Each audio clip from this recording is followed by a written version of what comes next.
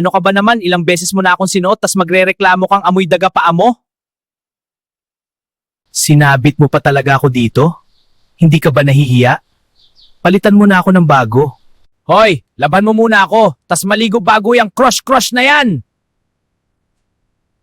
Sa lahat ng pwedeng maging trabaho, dito pa ako napunta. Boss, welcome ka ng welcome, may tay-tay pa sapatos nila. Boss, 5 years na ako nakasabit dito, gusto ko na mag-retire. Boss, kabisado ko na amoy ng mga babae mo. Baka gusto mo na ko palitan? Banlawan mo muna ako. Gusto mo bang mangamoy tayo tong kwarto mo? Girl, magparebon ka na kaya?